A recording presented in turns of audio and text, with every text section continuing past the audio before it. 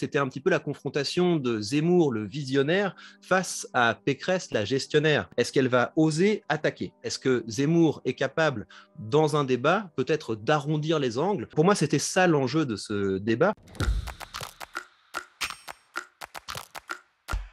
Donc vous serez un président impuissant. Madame Pécresse, c'est Madame 20h02. À 20h02, elle appellera à voter pour Emmanuel Macron. La méthode que j'ai utilisée pour analyser ce débat, c'est une méthode rhétorique classique. Ça consiste à commencer par identifier les objectifs. La deuxième, c'est de se demander quelles stratégies rhétoriques sont à leur disposition pour atteindre ces objectifs.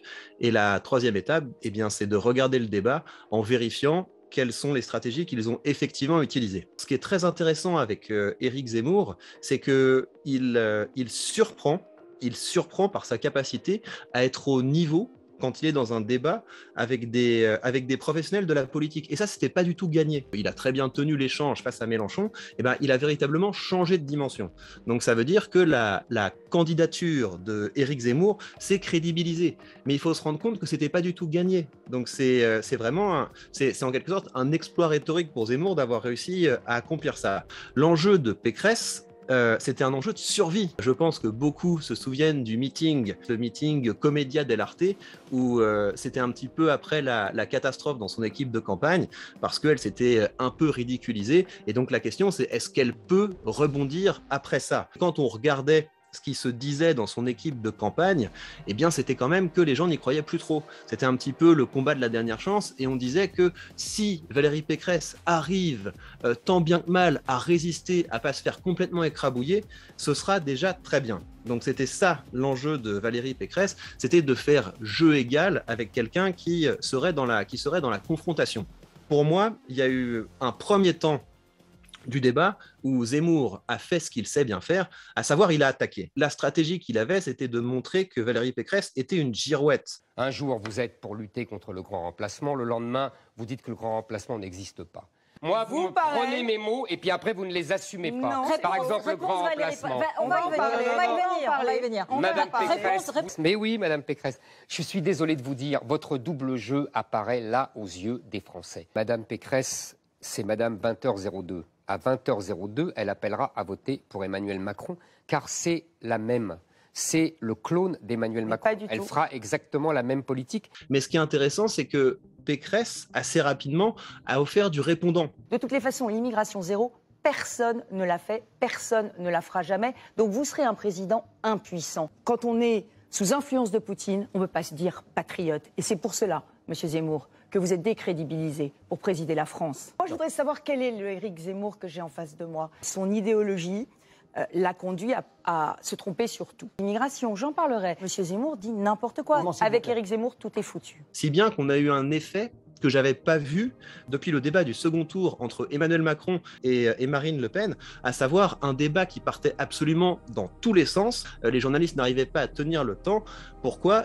Parce que Pécresse a systématiquement contré, réfuté, opposé une résistance à Zemmour sur des terrains sur lesquels j'avoue que je ne l'attendais pas. Dans tous les petits villages de France, à proximité de tout, t'es pas interrompu. Vous allez dire n'importe quoi. Non, venir, laissez... C'est pas possible de vous entendre dire des choses pareilles. Je peux parler, madame. Pardon, excusez-moi. S'il vous plaît. Ne m'interrompez pas, s'il vous plaît. J'ai le droit aussi de m'exprimer. Mais je vous en prie, madame Pécresse. Les femmes ont le droit de s'exprimer. Oh, là, je l'attendais, celle-là. Vous l'attendiez pourquoi? Pourquoi l'attendiez-vous? Parce que vous êtes tellement... Vous l'attendiez parce que vous avez dit tellement... Vous avez dit tellement d'horreur sur les femmes. Vous avez dit tellement d'horreur sur les femmes. Vous aussi, vous êtes tellement prévisible. Elle a osé sortir cette carte-là, et ça, je ne m'attendais pas à ce qu'elle aille jusque-là. Et elle a également sorti des petits coups sous la ceinture du type... Luc Taché, qui faisait des reconstitutions historiques de Waffen-SS. C'est ça votre entourage, Monsieur Zemmour? Oui, c'est mon entourage. C'est quoi votre amitié avec Tariq Ramadan? J'ai aucune amitié avec Tariq Ramadan. Ah si, on a vu les SMS qui ont été publiés dans la presse. Rien, Madame vous embrassez un frère musulman qui est pour la lapidation des femmes adultères. Donc elle avait vraiment une stratégie qui visait à attaquer Zemmour et à le déstabiliser. Et je trouve que dans une certaine mesure, ça a marché.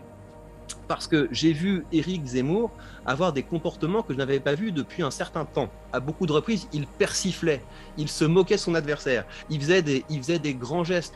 Donc ça veut dire que la stratégie de déstabilisation de Valérie Pécresse a fonctionné. Toutes les fois que Zemmour jouait sur le terrain de la polémique, Valérie Pécresse rentrait dedans, elle rentrait du tac au tac, si bien qu'elle n'a pas choisi cette stratégie de développer ses idées, elle a choisi cette stratégie de toujours confronter. Il y a certains moments, on avait vraiment l'impression que c'était elle qui parasitait le débat.